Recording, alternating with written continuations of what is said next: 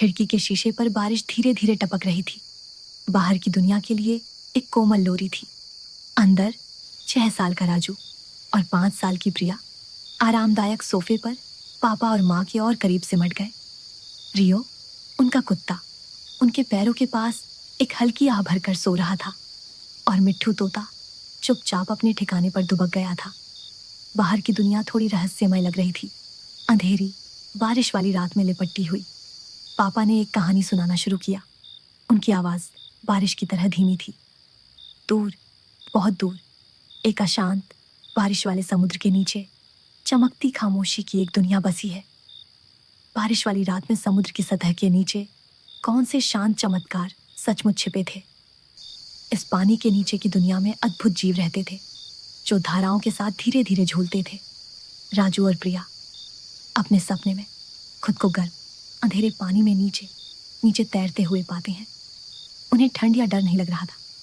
रोशनी का एक नरम, आरामदायक बुलबुला उन्हें घेरे हुए था। रियो उनके बगल में आसानी से तैर रहा था और मिट्ठू आश्चर्यजनक रूप से तैरता हुआ लग रहा था। उसके पंख अदृश्य जादू से चमक रहे थे। उन्होंने झूलते हुए कोयल के बगीचे देखे, मछलियां जो छोटी लालटेनों की तरह चमकती थीं, और विशाल कोमल भेल जो शांत पहाड़ों की तरह गुजर जाती थी। ऊपर से बारिश एक धीमी ड्रम जैसी आवाज कर रही थी, जो पानी में कंपन कर रही थी।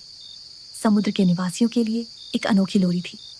अचानक उन्होंने एक छोटी चमकीली जेलीफिश देखी। उसकी घंटी मंद थी और उसके टेंटिकल असामान्य रूप से कांटेदार कोरल के एक पैच में उलझे हुए थे। वह फंसी हुई और थोड़ी दुखी लग रही थी। अपनी पूरी सुंदर रोशनी नहीं चमका पा रही थी। विशालता में किसी और समुद्री जीव को उसकी दुर्दशा का पता नहीं चला।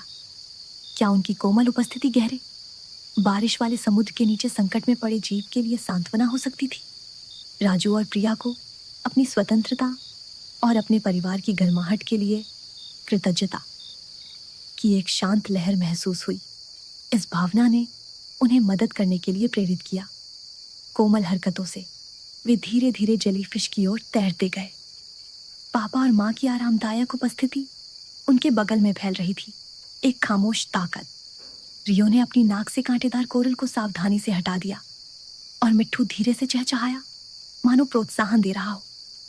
कांटेदार कोरल को हटाकर राजू और प्रिया ने सावधानी से, बहुत धीरे से जेलीफिश के नाजुक टेंटिकल्स को सुलझाया।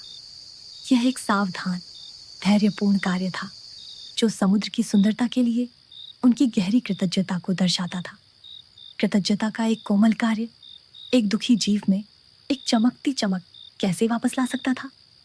जैसे ही आखिरी टेंटिकल को मुक्त किया गया, जेलीफिश एक नई जीवंत चमक के साथ स्पंदित हुई, पहले से कहीं अधिक तेज और सुंदर।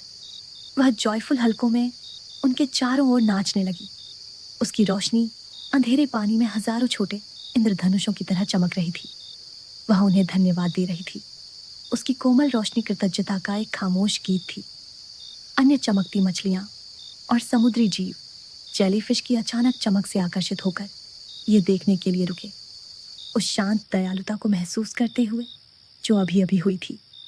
समुद्र का पूरा हिस्सा गर्म महसूस हुआ, साझा कृतज्ञता से भरा हुआ।